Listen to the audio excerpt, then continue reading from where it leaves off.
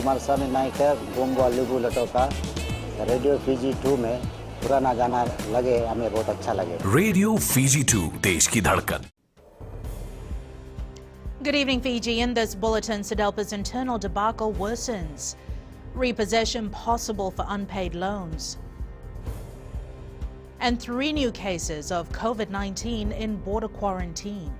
From the studios of FBC Suva, Jackie Spate.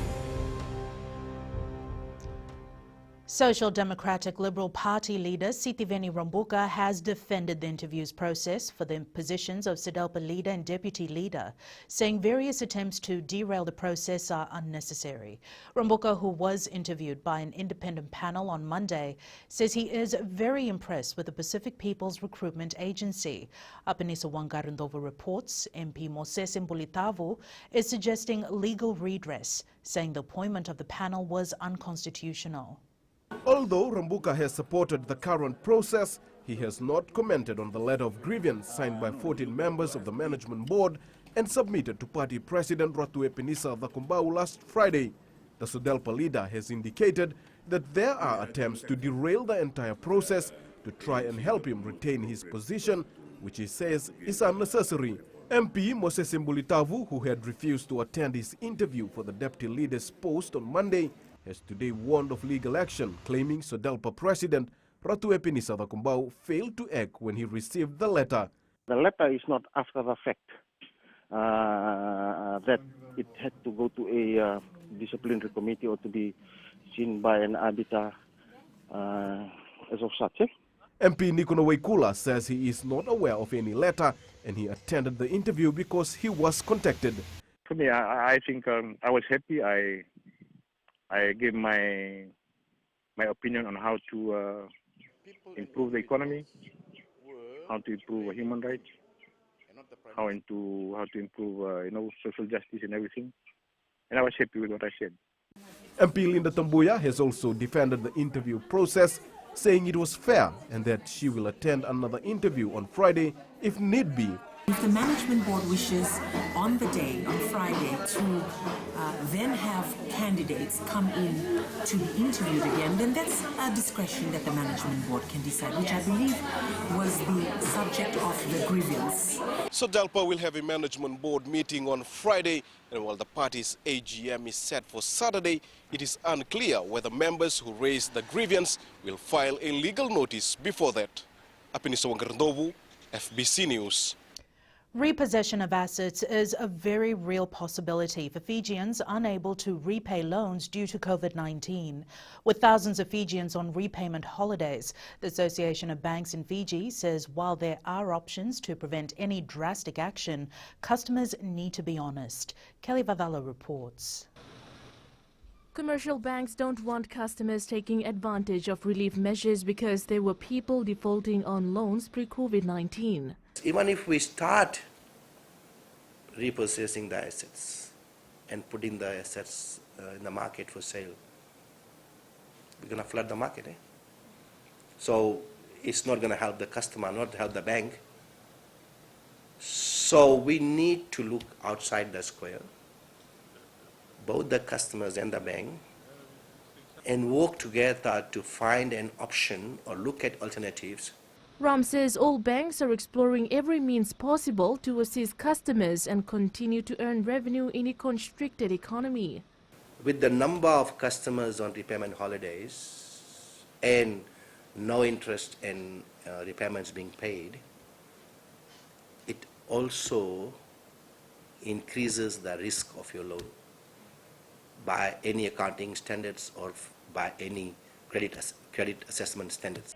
Reluctant to elaborate on whether the loan repayment holiday will be extended, Ram says the banks will also have to think about their day-to-day operations. We will do it in the context of also trying to protect our business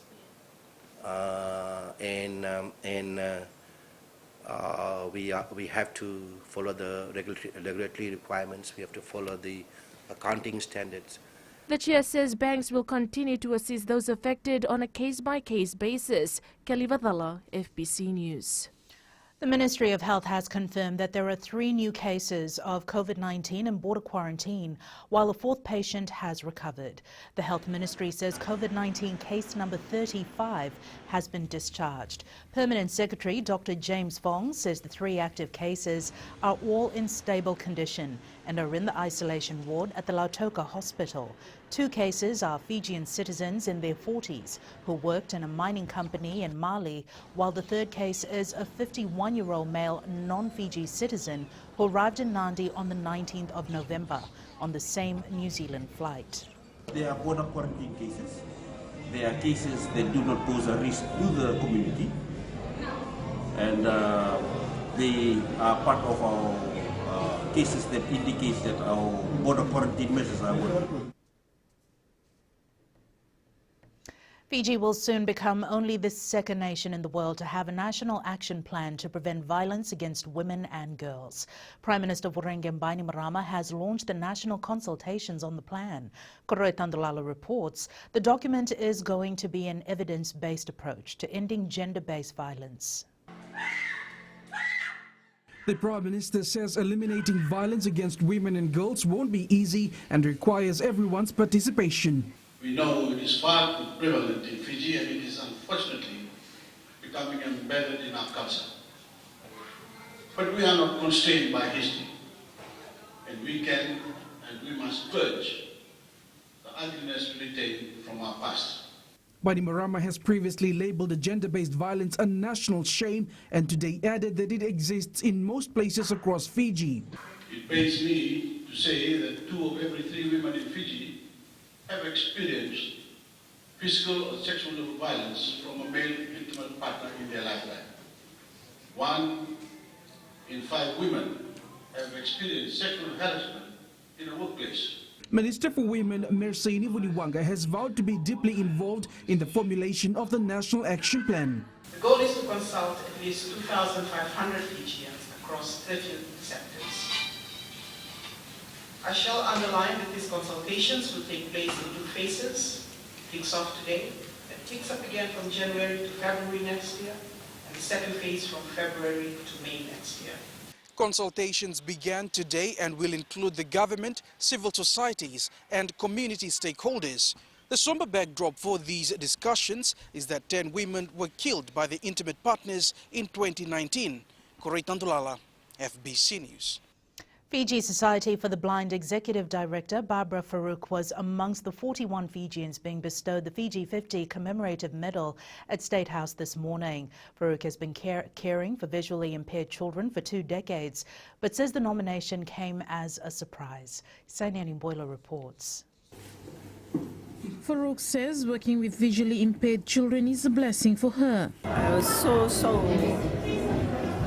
impressed the way they were able to connect with me and I with them, and I tried my best to provide whatever they needs to education, to rehabilitation. Retired Surgeon Dr. Eddie McCaig was also recognized for his efforts in the medical field.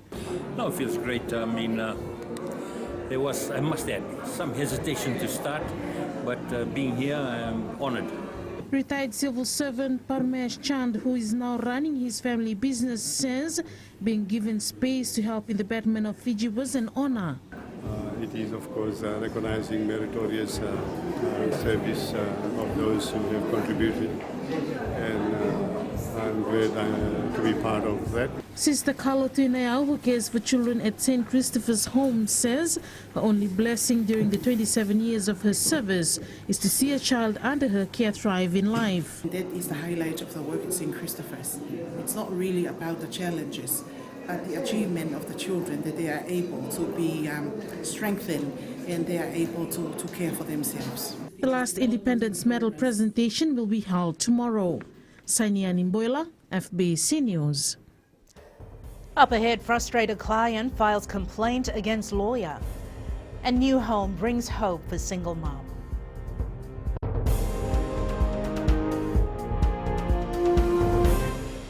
मैं दिल्ली में रहता हूँ और radio Fiji रोज सुनता हूँ. Radio Fiji 2 देश की धड़कन.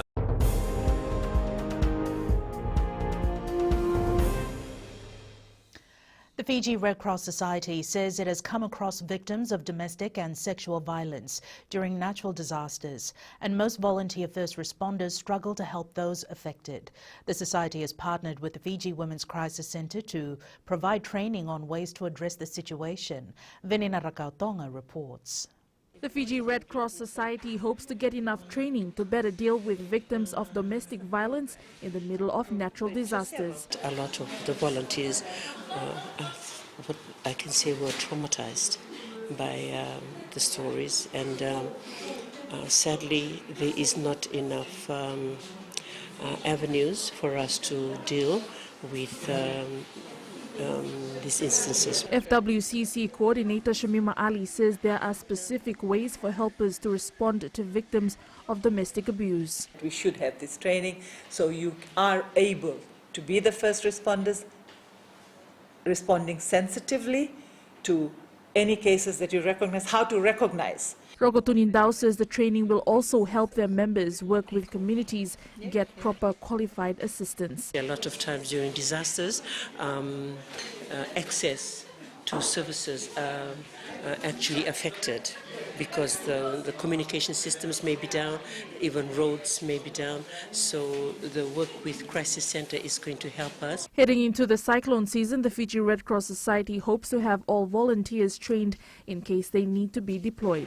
Venina Rakautonga, FBC News. A 65-year-old Singatoka man has lodged a complaint with Independent Legal Services against Fazilat Shah Legal in Lautoka over the way his case has been handled. Ahmed Khan claims that over the last 2 years he has paid $8,000 in legal fees, but there has been no progress. Details with Felipe Naikaso. A frustrated Ahmad Khan wants a full reimbursement from the law firm, claiming the money he spent does not reflect the work done to date. And the case happened about 6 times, but Fazilat Shah never turned up.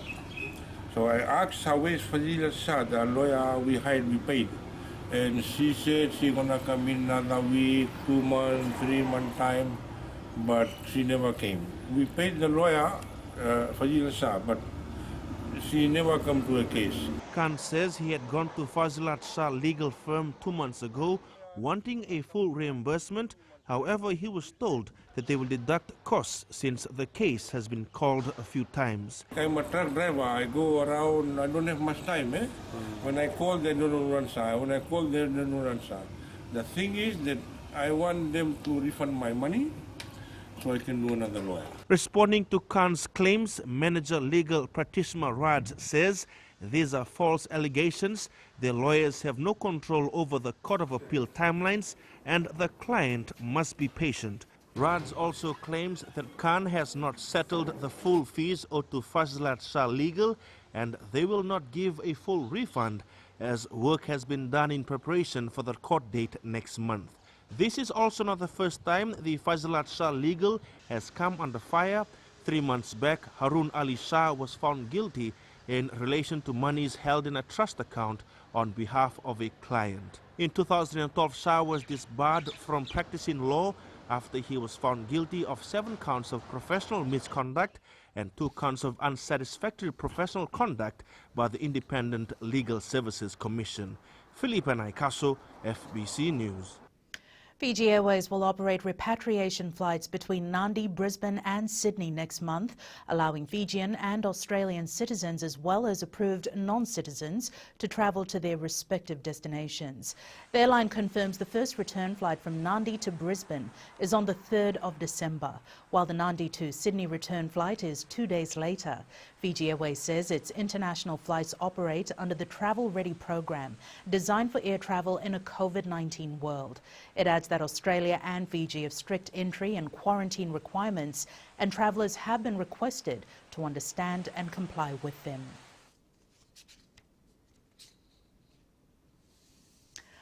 Owning a home for her 3 children is a dream come true for Piniana Vukivanatani of Dhulanuku village in Serua. While receiving the key to a new home this morning, an emotional Vukivanatani says it guarantees a bright future for her children. Chasai Nunga reports the initiative was spearheaded by the Fijian Broadcasting Corporation and Make a Difference Fiji. From this tent to a proper house, The single mother of three says compassion and the willingness to help the needy still exists in Fiji. Still can't sink in the fact when I was informed on the first day that Make a Difference Fiji and the FBC will construct a new house for me. This after finding out that I have been living in a tent after TC Herald completely destroyed our house. Vukitha Natani adds that she encountered a lot of challenges while growing up. Village elder Savir Rivuni Kailevu says the initiative has taught them valuable lessons about helping each other in these trying times. For us in the village, we normally take these things for granted, especially with Pinyana's situation. We thought that was life, but more can be done by villagers to help the underprivileged. FBC Chief Executive Rayaz Sayed Kayum says the media company plans to assist 3 underprivileged families every year during the Easter, Diwali and Eid. So this is FBC's contribution to Pinyana and a family for Diwali. So next one will be Easter. Next one will be Easter, so we'll find another family. Around $9,000 was used to construct the house. Shosai Nanunga, FBC News. FBC TV celebrates its 9th birthday today. Television manager Vinal Raj says they've achieved a lot over the past 9 years and overcome many challenges. Raj adds FBC has managed to launch a new subscription channel called FBC Pop, adding to the current FBC TV, FBC2 and FBC Sports channels. He also says FBC TV will continue to ensure quality and informative TV programs for every Fijian. We worked very hard, basically, to bring where FBC TV is today. It's the nation's most watched television, everyone's favorite television. We have programming for all audience, basically, whether it be a child or anyone for that matter. We have programming to reflect, all parts of the country. And it's business time now with Apinisa. Thanks, Jackie. Coming up, Fijians live for seasonal work. And in growing Fiji, $3 million for school rehab. Stay with us.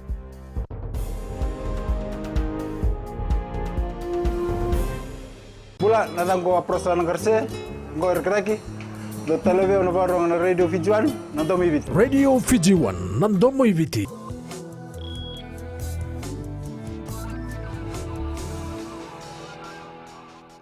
$172 Fijians have today left for Australia through the Ministry of Employment's Specific Labour Scheme. These men and women, who will be employed in Australia for 3 years, were farewelled at the Nadi airport today. They have been recruited by the Regional Workforce Management, which already has 193 Fijians in the meat industry. We have seen some of Fijians who've gone and worked there. Some have kind of, gone a bit off track. Some of them got tempted by the bright lights and various other, what may call temptations. Please remember that you have families back here in Fiji. You may have responsibilities here back in Fiji. Sharon from HFC Bank joins us now with the latest from the money market. Australia recorded a merchandise trade surplus of $4.84 billion in October in its preliminary outcome. The exports marked a notable recovery from 3.9% to 6%, while imports were up from -5.9% to 8%. However, these indicators failed to make much impact to the Aussie dollar. But the Kiwi dollar rose to fresh highs since June 2018, after New Zealand's finance minister hinted at aiding house price stability as an element while formulating the monetary policy. This comes as interest rates are at record lows, while property investors and first-home buyers compete for limited housing, which has led to house prices surge by 20% on the year despite the pandemic. Meanwhile, the US dollar was down this morning in Asian trade, with riskier currencies gaining support. And that's all from HFC Bank for now. Vinaka. Here are the local exchange rates as set early this morning. The Fiji dollar rose against major foreign currencies such as the Chinese yuan, the US greenback, as well as the kina, euro and the yen. But it slipped slightly versus the currencies of our two major trading partners, the Aussie and Kiwi dollars. Prices on the commodities market were mixed. Oil price continued to rise, now above $45 a barrel. Gold continued to drop to $1,808 per ounce, and silver closed down at $24.31 per ounce. Around $3 million will be spent to rehabilitate 3 schools in Kandavu, which were affected by Tropical Cyclone Harold earlier this year. The Japanese government is providing funding for rehabilitation of the Vunise Secondary School, Richmond Methodist School, and Kandavu Provincial Secondary School. Pranita Prakash with the details.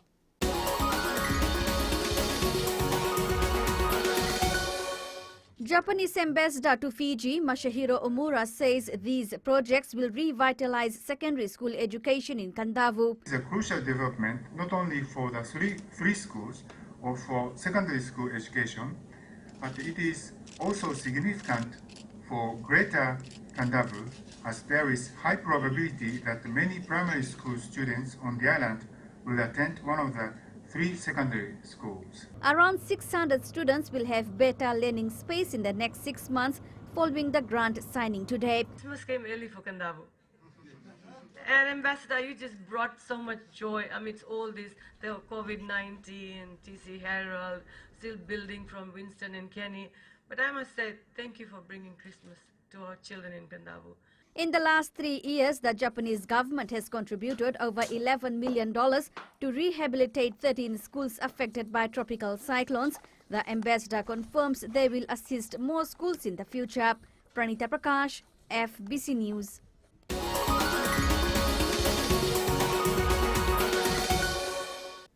That's all from Business Tonight. Jamie joins us now with the latest from sports. Naka, and good evening in Sports Tonight. Flying Fijians complete isolation period. And the latest from the Fiji Fact. This and more coming up.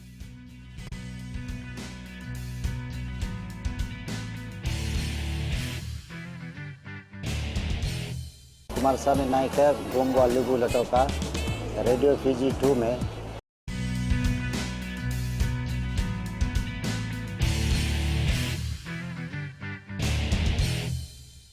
Good news for Fiji rugby as the Flying Fijians can start preparing for the Autumn Nations clash against Georgia. The team has completed their pandemic isolation period and will resume training from tomorrow.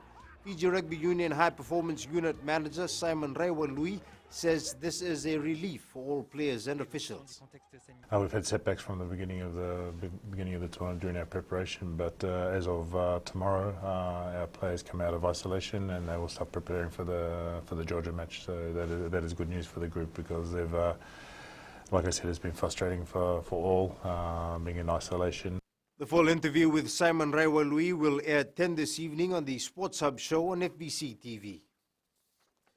The Blues Fan Club Australia-sponsored Lautoka football team now has a chance to make the Vodafone Fiji Fact semi-finals. They defeated Active Construction Navua 3-2 at Subrel Park in Lambasa this afternoon and will face Nandi tomorrow. Both teams lost their first pool games last week. Talia Materakula with the details. Lautoka is now back in the hunt. However, their coach is not at all impressed. We consider 2 silly goals, which we have to work on. We cannot let those silly goals go in against us. We wanted to score goals, and so we have a better chance when we play Suva. Prasad says they need to improve tomorrow. Transition to defend, I need to work on that. The players are not falling into shape as we want. And when going into transition to attack, we are not making numbers and we have missed some good scoring opportunities today. Despite the loss, Navua captain Vinit Chand believes mathematically they are still in the fight. Looking at the table, still there's open chances for everyone. Mathematically, we are also in, definitely. We'll be going out fighting for the last game. It's nothing to lose, but it's always a last game that everything to win. Navua will play Easy Cool Nandi tomorrow while Lautoka takes on Vinsuak Suva. Tali Materakula, FBC Sports. Food City Ashcuts and Styles Rewa has maintained their lead in Group A of the Vodafone Fiji Fact after its 1-1 draw with online IT solutions Bar today. Weather and ground conditions played a big part in the way teams handled the match. Abu Zaid scored from Bar while Anish Kem struck for Rewa. Both teams now have 4 points with 1 pool match left to play. There's more cautious approach in the back. We didn't allow a lot of build-up, which could change the game. So nevertheless, we have to adapt to the ground condition. In the second half, we opted to play some long and direct ball because we felt this was a good side this side. And we kept fighting, we kept working hard to find the equalizer. We came for the win, but we wanted to play the football we love to play. But in this ground, the pitch was not favorable to us. But at least we played what we want to. But we scored and we got a result.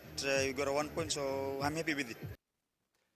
One player has confirmed they failed their drug test from the first round of the Vodafone Fiji FAC last weekend. 4 matches were played in round 1 at Churchill Park and ANZ Stadium. Fiji Football Association Chief Executive Mohammed Yusuf says they are yet to determine whether the player is a first offender. Out of the 8 games that was held, out of the 4, I think there is one positive. We are still going to go back and check whether it's a first offender or second. But yes, only one so far. So at the moment we can't reveal anything. Yes, we have to check our records and the players' data to see if he's a second offender or the first timer. Avengers volleyball utility hitter Sairusi Navula's commitment to return to the courts was a moment of great pride for his family. His uncles Elia and Mikaele Tuvoli represented Fiji in indoor volleyball in the 90s, and the 26-year-old university student is now picking up the mantle. Karleni Tavi with this report. Sairusi Navula had walked away from volleyball last year to complete his studies, but now he's back fighting to don the national jumper. One of the main messages I have been telling the boys is to always put God first and then He will guide them. That is what my uncle had always told me to help me chase my dream. The Avengers team was formed in the middle of the COVID-19 lockdown, but since then has competed in numerous club competitions. The young team is now taking on the Digicel Suva volleyball competition, pushing to dominate national squad selections. We are pushing each other to be better in order assisting them with their schoolwork because half of the boys are in uni, FNU and USP. So that's the goal of the group. We want them to study and then we want them to get work and hopefully represent Fiji in volleyball as well. Suva Volleyball Association Interim President Kemueli Nengama says there are more teams entering the competition week after week. Most of the teams hardly believe that they're having 3 games competition on a weekly basis. So for them it's a good return for their investment. The competition continues on Saturday at the LICI court in Suva. Karlini Tavi, FBC Sports. The 8 swimmers vying for the 2021 Tokyo Olympic Games will know their fate after the Olympic qualifiers next month. Fiji Swimming has been given 2 quota spots for the Games next year, leaving the remaining swimmers to compete for a place through automatic qualification. Fiji Swimming President Ben Roba says the swimmers are putting in the work ahead of the qualifiers. We're hoping that he will maintain that momentum leading up into December. But all the others have been performing well. Like I said, we won't know until December because all of them are doing different training programs at the moment. So we're hoping that come December, it'll click right for all of these swimmers. Touch Federation Fiji has seen an increase in interest in the sport since the competition began post-COVID-19 restrictions. With plans underway to have an elite competition next year, TFF President Tevita Mau says the young talent in the sport is showing a lot of promise. And I can say with a good degree of confidence, some of these young kids that are coming through, will continue to step into that space of the limelight, through touch backgrounds. Now, whilst the Super season is running, they think the plan for them is to complete by second week of December. And from there, our coaches, our elite coaches will be working with our, the elite squad that we've identified.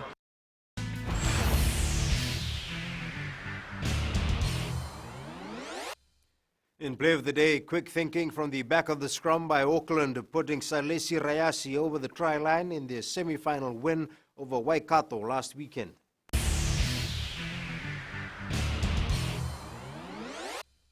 That's it from Sports Tonight. Coming up in new media, profanity and offensive language found on children's gaming platform. Details after the break.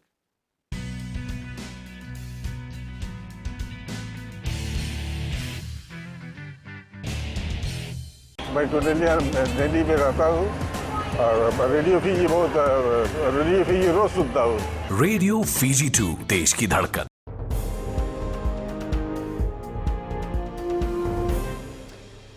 Profanities and other offensive content that basic word filtering tools are designed to catch can still be found in some game titles and user profiles on the children's gaming platform Roblox.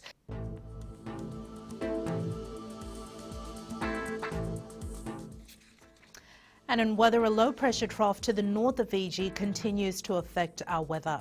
A quick look at the weather map in the west. They had a cloudy morning, turning to sunshine in the afternoon. Eastwards from Pacific Harbour to Suva, some early showers gave way to mixed cloud and sun in the afternoon. And up north, Lambasa and Sabu had a mostly cloudy day with scattered showers. Now at sea, easterly winds 15 to 20 knots with moderate to rough seas. And turning to the tides, the next low tide is at 10:40 tonight, followed by high tide at 4:41 tomorrow morning. Sunrise is at 6:20. Now for tomorrow, the outlook is for a low-pressure trough to the north. It's expected to bring rain and possible thunderstorms to northern Vanua Levu and Taveuni. Viti Levu can expect scattered showers in the east and a generally sunny day in the west with temperatures in the high 20s. And our further outlook, we're looking further on to Friday. Expect cloudy periods with showers heavy at times and possible thunderstorms. And in Fijian Pulse, we asked, do you think Fijians are in a position to start repaying bank loans?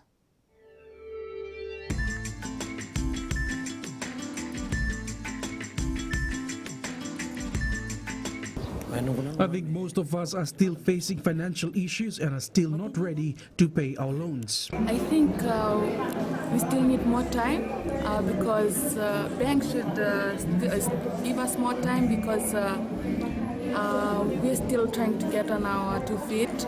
Don't think we can pay now. So of course we need the bank payment holiday to be extended. I think this is still not a good time for us to pay for our loans and banks should think of us.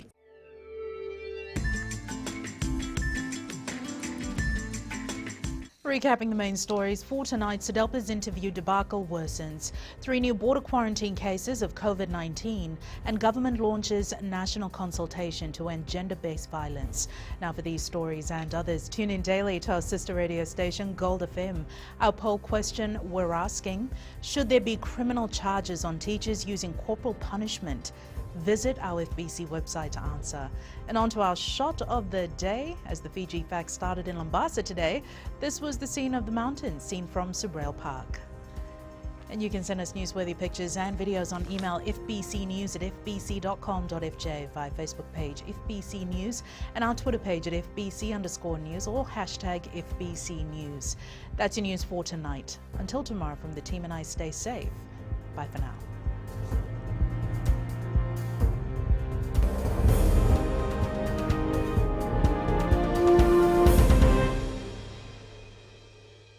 Kumar साहब ने नायक है Gongo लिबू लटोका radio Fiji 2 में पुराना गाना लगे हमें बहुत अच्छा लगे। रेडियो फीजी 2 देश की धड़कन।